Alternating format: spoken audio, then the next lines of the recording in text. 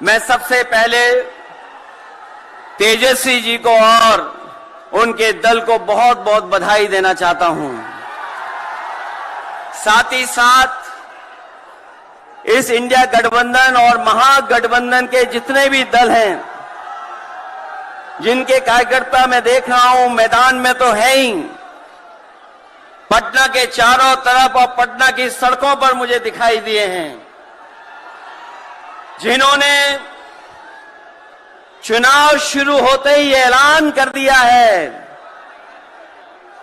कि अगर उत्तर प्रदेश 80 हराओ का नारा दे रहा है, अगर उत्तर प्रदेश 80 हराओ का नारा दे रहा है, तो बिहार भी पीछे नहीं है। 40 हराओ का नारा यहां से भी निकल करके जा रहा है। और अगर यूपी और बिहार मिलकर के 120 सीट हरा देंगे तो भारतीय जनता पार्टी का क्या होगा। मैं अभी सुन रहा था, हमारे कम्युनिस्ट पार्टी के नेता ये कह रहे थे कि समुद्र मंथन हुआ था कभी। समुद्र मंथन हमारे सभी लोगों को पता है।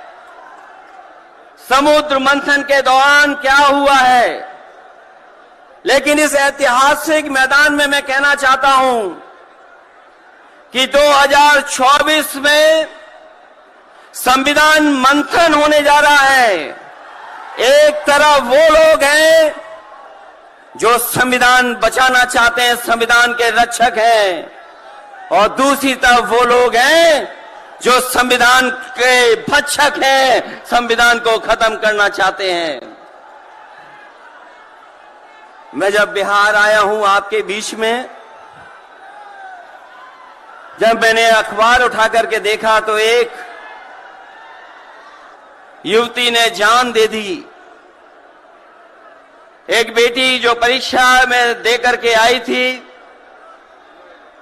क्योंकि परीक्षा को रद्द कर दिया गया, पेपर लीक हो गया, जिसके कारण उसने आत्महत्या कर ली और कहा कि मां बाप से मैं माफी मांगती हूं। यह उत्तर प्रदेश में एक घटना नहीं हुई है। उससे पहले भी कई नौजवानों ने, जिनको नौकरी नहीं मिली, उन्होंने अपनी जान दे दी। जिस से मैं चुन करके आता था, वहां भी एक ब्रजेश पाल बेटे ने, हमारी आपकी उम्र से कम उम्र, उस नौजवान ने पढ़ी लिखी डिग्री जो थी, उन डिग्रियों को जला करके और आत्महत्या कर ली। ये हालत है देश की। और वहां पर उत्तर प्रदेश में जहां पर से प्रधानमंत्री चुन करके जाते हैं, जनता ने भरोसा किया उन पर, उनको बहुमत दे दिया, लेकिन डबल इंजन की सरकार ने बेरोजगारी दी है। मुझे खुशी है कि तेजस्वी ने यहां पर नौकरियां दे दी, रोजगार दे दिए, और हम तो वहां 60 लाख बच्चे जिनको पेपर नहीं लिख पाए, उनका हिसाब किताब लगाते हैं।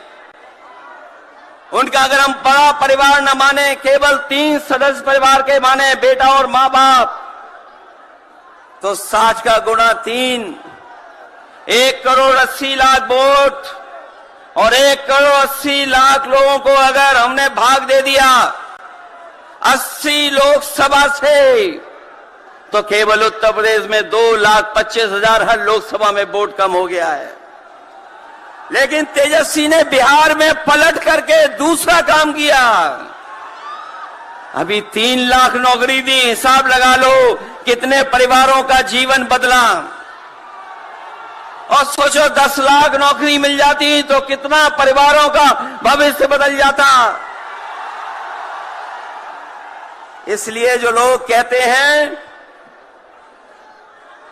कि परिवार वाले हम लोग हैं, ये जो आरोप लगाते हैं परिवार वाला आरोप हम लोगों पर, मैं उन भारतीय जनता पार्टी के लोगों से कहना चाहता हूं कि भारतीय जनता पार्टी इस बार संकल्प ले कि किसी परिवार वाले को टिकट नहीं देंगे और संकल्प ये भी ले कि किसी परिवार वाले से वोट मांगने भारतीय जनता पार्टी के लोग नहीं जाएंगे। मैं तो ये जोश देख रहा हूं यहां मैदान में, ये जो जोश दिखाई दे रहा है यही बदलाव लाएगा, यही भाजपा को हटाएगा। जब जोशीले नौजवान मिल जाते हैं तो बड़े बड़े लोगों का तख्त हिल जाता है। तो इस बार उन्हें आप बाहर करोगे कि नहीं करोगे? पहली सूची बीजेपी की आ गई, उस सूची में बिहार बाहर है, बिहार नहीं है उसमें। इसलिए बिहार से वो बाहर जाने वाले हैं, यूपी वाले भी बाहर कर रहे हैं उन्हें। इसलिए मैं आप सबका धन्यवाद देता हुआ और आदरणीय लालू प्रसाद यादव जी का मैं विशेष धन्यवाद दूंगा कि जो इस रैली में पधार करके न जाने कितने लोगों का मनोबल बढ़ाने का काम कर रहे हैं। न केवल यूपी के लोगों का, बिहार और देश के लोगों का मनोबल बढ़ा रहे हैं। और जो तकलीफ और परेशानी उन्होंने जीवन में देखी है वो राजनीतिक देखी है। ये राजनीति की वजह से तकलीफ और परेशानी है। मैं अभी तेजस्वी जी को सुन रहा था, उन्होंने कहा कि एक एजेंसी आ गई। ये एजेंसी इसलिए आई है कि राजनीति में हम लोग हैं और हम लोग अगर इनका मुकाबला न कर रहे होते तो कोई एजेंसी नहीं आती। उन्हें डर है कि ये ताकत मिलकर के, ये गठबंधन बन करके उनको हटाने का काम करेगा। इसलिए मैं आपसे कहना चाहता हूं, 120 हटाओ, देश बचाओ। भाजपा हटाओ, संविधान बचाओ। भाजपा हटाओ, देश बचाओ। भाजपा हटाओ, आरक्षण बचाओ।